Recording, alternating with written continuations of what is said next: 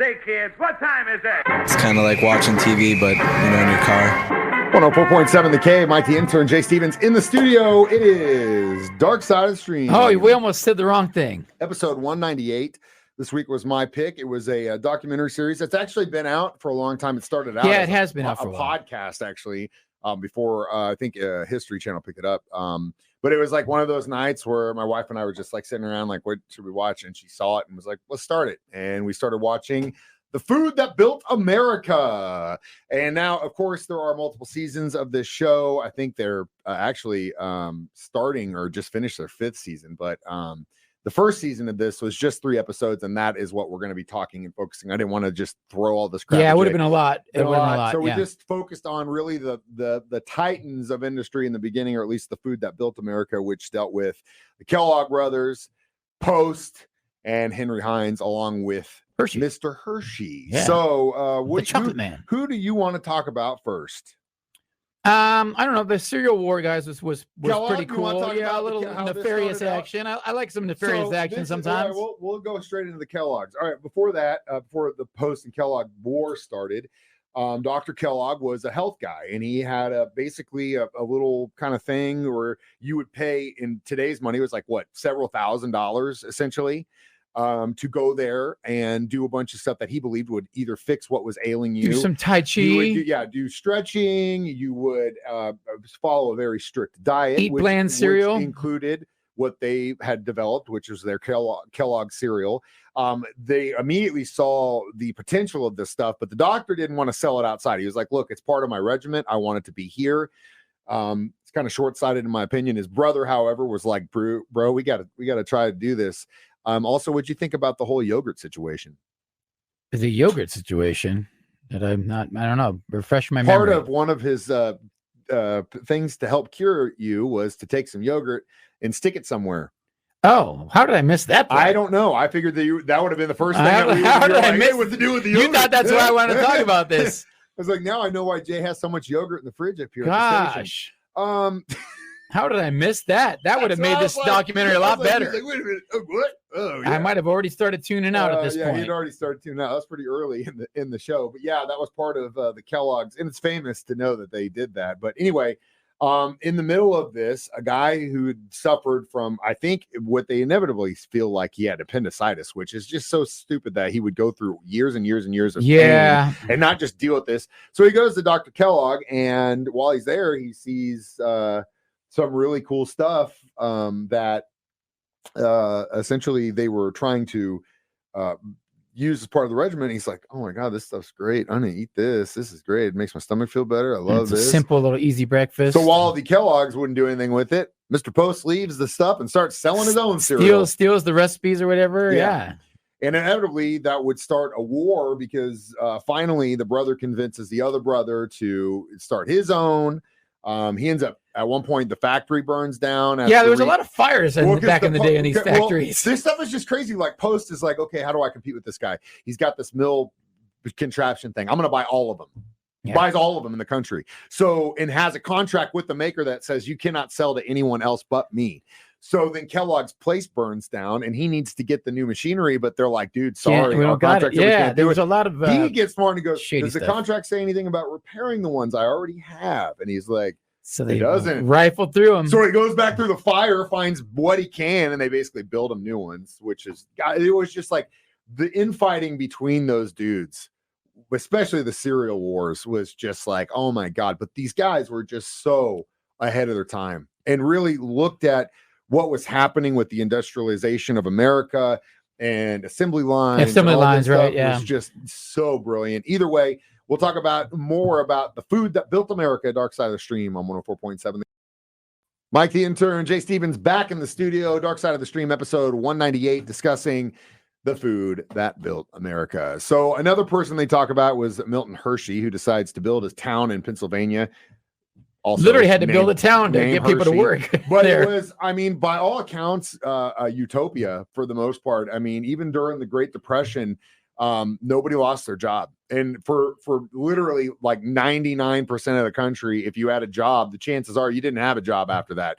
And so he figured out a way to keep that town afloat and keep it going, especially when a time period where how many people had money to buy chocolate? Right. But you they think actually, it's a delicacy. They right? actually made a good point is that stuff was actually cheaper, right? Certain candy bars were cheaper than food and meals. And some of them like the Payday or the Good Day bar, stuff like that. They touted them as like being essentially a meal in a bar. They still do. Snickers, the protein stuff. Yeah, like they tout Snickers as a meal replacement. Yeah, which it's a lot of sugar, man, and you're gonna crash. Yeah, don't do that. Yeah, need to get the protein. But anyway, so that was brilliant in my opinion. Also, the battle between him and the Mars brothers, I thought was pretty cool, especially since these guys. The crazy story about that was that the Mars son, he's kind of like, I need to get a little bit more piece of this company. And his father is like, look, you haven't done anything to earn this. You're my kid. Sure. But this is the company I built. Yeah. Right. So they have a falling out. He leaves, then partners with the head guy, one of the head guys at Hershey for this new candy coated chocolate, which would inevitably be M&Ms. Yeah, brilliant. That's the big Gets move. a contract with the military to serve all the GIs overseas with these little tubes of M&Ms. They come back, they're like, this stuff is the best.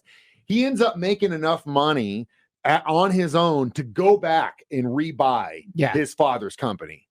You think your dad's proud of you now? That's the baller play. Bro, your dad's proud of you now. I don't know if you felt move. that, but if I built an empire and my kid was kind of a dirtbag, I was like, you're going to have to figure this out on your own. Comes back and buys it. Comes back and takes it. I'm like, you are the man. You got it, buddy. That was a good story. Either way, we'll be back.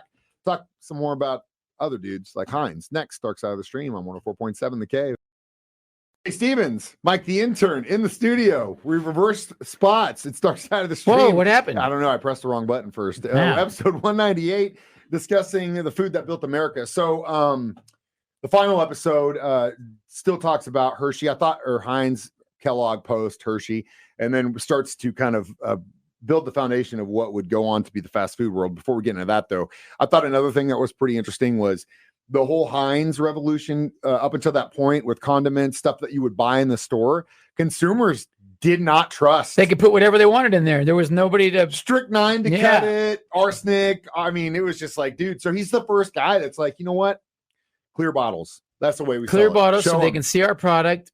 And then other people started using it. So what did he do? He buys all the clear bottles and then dumps them in the river. So it's like, there's so much. They're very shrewd businessmen, and they're going to do everything they can to destroy the competition. But I thought that was ingenious. I mean, think about that. Turn of the century, we had and he sent his kid, right? Clear bottles at this point. We weren't trying to. And he sent his kid to Congress, right, to talk to the president about getting regulations on FDA? food. Yeah. Creates the FDA. Yeah. And Heinz and his kid were literally the ones that created the FDA. The whole idea that we can go buy something at the grocery store and it's not going to kill safe us. about it, right? Before that, it didn't matter. His sales pitch was good that they did to the guy. Situation. The last part about this, which I thought was just brilliant, was the story of the McDonald's brothers, which they are touted as the ones who come up with the whole assembly line, fast food, a quick service thing, but they weren't really the first fast food place. White Castle, interestingly enough, was out of Wichita, Kansas, which was also very interesting to me. Wichita, Kansas started White Castle. They also started Pizza Hut. Wichita, you ever been to Wichita? No. It just blows my mind. It's two of those places came out of Wichita, but that just also goes to show you there's literally nothing to do in Kansas but eat. So McDonald's brothers, they trained the dudes from Taco Bell, Pizza Hut, Burger King, how to do their system. They didn't care. They were just like, we're running one store in California. That's it. We don't care. And then eventually Mr. Kraut comes through and he's like, hey, what's going on? Let me buy this from you. And then he ends up having to raise I think it was like 23 million. Eventually is what he paid. It was something like that, or maybe it was like 2.3 million or something. It wasn't a lot considering the fact that how much money those guys continue to make to this very day. Well, we skipped over the part where the one dude showed up at the guy's funeral to buy for $300 or whatever, buy the company from the wife and the son. Oh yeah. That's dude. But again, like I said, scandalous people. I skipped over, but I already said they're scandalous people. The shrewdness between these guys and what they would do. I mean, at one point, I think one of the guys in Burger King actually went into Chicago to meet Ray and to say, hey, man, we're just an up and coming business out of Miami. We really like your system. You know, we actually went to this McDonald's Brothers thing years ago. Do you have any advice? And he goes, good luck. And he's like, well, what do you mean? Don't shoot me like that. And he's like, I'm going to kill you. I kill everyone in this industry. You're not going to come. Everyone that tries cannot take me on. Well, and I believe some of these fires were probably not accidents, right? And these big, you know, when these companies were burning down, I feel like that was probably competitors. So that was another part of it too that I thought was interesting is the ingenuity in some of the factory stuff, because like how dangerous factory work was at that point. And then some of these guys that were like competing, you know, Post builds a factory, then the Kellogg's build one across the river, and it's double the size. And it's just like this constant measuring contest. But also at the time, through that competition comes insane innovation and ingenuity, and also safety. So the fact that we can eat stuff and not, you know, get extremely sick. Again, I'm going through the Wyatt Earp documentary, and it's like, you know, you got shot, you're dead. It's just because of bacteria up. And that wasn't 150 years ago. Wasn't that long ago, man. That a lot of this stuff was pretty shaky. Either way, we'll be back with our review next. Dark Side of the Stream on 104.7 The Cave. Mike the Intern, Jay Stevens back in the studio one more time. Dark Side of the Stream, episode 198. How many boxes of saltine crackers are you going to give this one? I did not get quite the same fulfillment out of this that you did. I'm going to go with a 2. Ooh. I kind of don't like the docudrama style documentaries, so I started to tune those out a little bit. But obviously, if you missed the whole yogurt thing, that would have gave it a 3 if I would have known they were putting yogurt in places. Maybe should rewind. I don't know how I missed that, but I don't know. You know, I'm doing a lot of stuff. I personally love it. I think if you are in management or you run a company, whether it's a big business, small business, if you want to become a businessman, probably good to watch. Or you're just curious about stuff. There is something for everyone to take from this, and how these guys ran their companies. Some of them that did really well, and how they treated their employees and how they boosted them up. I thought it was interesting at the Hershey story when the factory workers eventually decided to like unionize. The farmers come in and start beating the hell out of them all. Like, shut up! What are you doing? It was definitely grassroots. I mean, a lot of fighting and burning stuff down. So many things I didn't know. It's cool. But yeah, very cool series to watch. Jay, next week is your pick. What are we watching? I had one, and I can't remember what the name of it was, so I'm going to have to default to Dirty Pop. The story about the guy behind all the boy bands like Backstreet Boys and NSYNC and all those guys. I thought we watched that one. It's a new one. It's something different, but I feel like we did talk about this guy before, but it was good. And it's got a clever use of AI in this one, a very interesting use of AI. Okay, so, I guess we'll watch Dirty Pop. Dirty Pop, it just came out. Jake, it's on talk Netflix, about I think. bumping the Backstreet Boys in his Jeep in LA in the early 2000s. I'm Mike the Intern. That's Jay Stevens. Watch us do this every Thursday at 9 a.m. or 6 p.m. I'm on the wrong side now. I'm not sure which way to point. YouTube. We do it as a podcast for free on our 104.7 The Cave. We're on the air. It's 9 a.m. or 6 p.m. I'm Mike the Intern. That's Jay Stevens. Reminding you, we watch documentaries so you don't have to. Dark Side of the Stream on 104.7 The Cave.